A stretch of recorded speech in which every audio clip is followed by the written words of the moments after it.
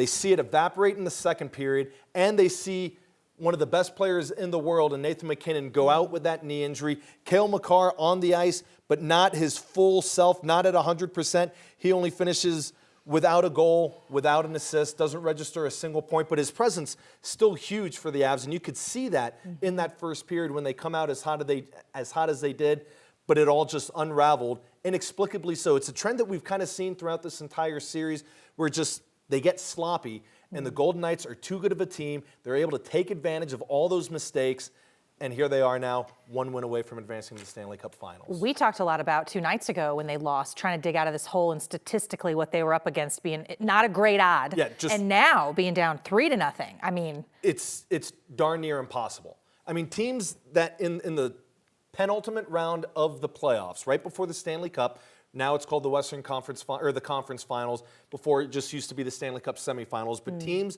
that started out 0-2 on home ice in this round were 1-20 in the history of the NHL. The last time it happened was 1945 for a team to come back and win, and that was the Detroit Red Wings. Colorado was hoping to make some history, start history tonight. Sure. But facing an 0-3 deficit, it seems unlikely. Okay. Well, we'll have ongoing coverage throughout this newscast following this game. We're hoping to hear from Coach Bednar once the players get off the ice and kind of collect themselves. In the meantime, though, you know, he has been certainly in the hot seat with fans. There are some diehard fans, though, north of the border who are always proud of him, no matter what. Thought it might be kind of fun to hear from Bednar's parents in the postseason. Here you go.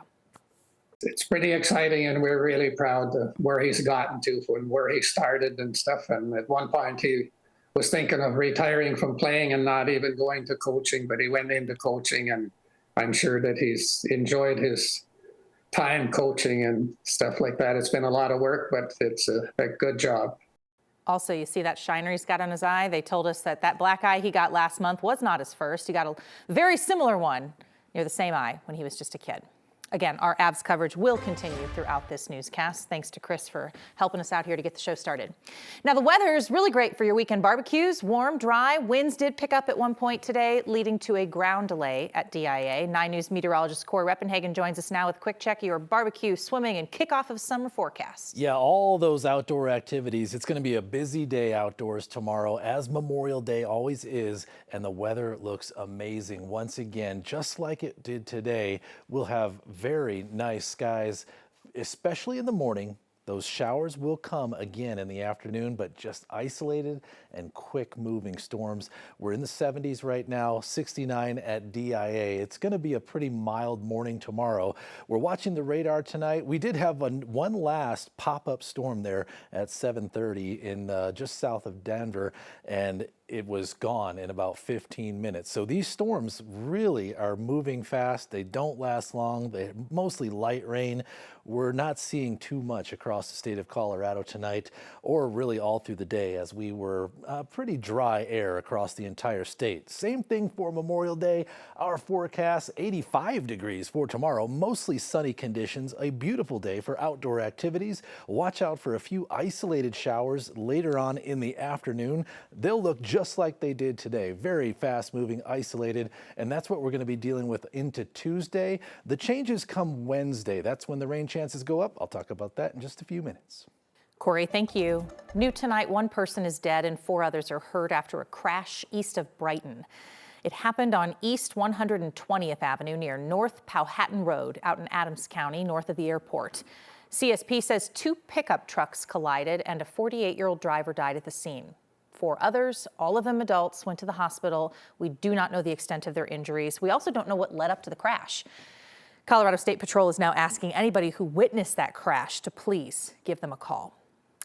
The Larimer County Sheriff's Office is helping out an agency down in southern Colorado. You may remember half of the sheriff's office in Costilla County was indicted back in March. The former sheriff and one of the deputies are accused of mishandling human remains found back in 2024. Then 3 other deputies are charged with using force against a person suffering a mental health crisis. So as that department struggles with staffing, now the Larimer County Sheriff's Office says they're one of several agencies that have helped with patrols. They say small squads of deputies have lived and worked there in Costilla County for about a week at a time, rotating out with other agencies from around the state. City Park Jazz in Denver will host its first show of the season 2 weeks from today. But this is not a normal year for them. Organizers are working to recover from a fire that destroyed their historic stage. 9 News reporter Jaleesa Irizarry takes us to a fundraiser meant to help keep that music series going. There's something fitting about jazz on a Sunday morning. The smooth sounds from musicians that tend to know how to wing it. Improvise, exactly. David Flomberg just didn't think he'd have to adjust to this. As you all know, the band shell at City Park, which was built in 1929, replacing a slightly older one, was burned down in March, and that was a big hit. In late March, Denver Fire responded to City Park just after 2 in the morning. They found the band shell engulfed in flames. Less than 3 months before City Park Jazz was set to start their 40th season on that stage. There was never a moment of despair. No one was throwing their hands up. It was pure problem-solving mode right out of the gate. Organizers were able to line up a mobile stage to get through this year's 10-week series, but it comes at a cost they're hoping the community can help with. On Sunday morning, the music inside Dazzle carried more than notes. The show was part of a fundraiser to help with the expenses City Park Jazz now has after losing the bandstand. I just love music in general. Mickey Dubois knew she wanted to help. Yeah, happy to be here. So did Allie Storman. And when we have a great park like City Park and the band shell, it's really an opportunity to bring the community together. So great entertainment, great atmosphere. The diversity it's really reflective of Denver. People from different walks of life, and it's truly accessible. That to me is like the best part about it. Music can move more than bodies. Sometimes it has a way of shifting the soul.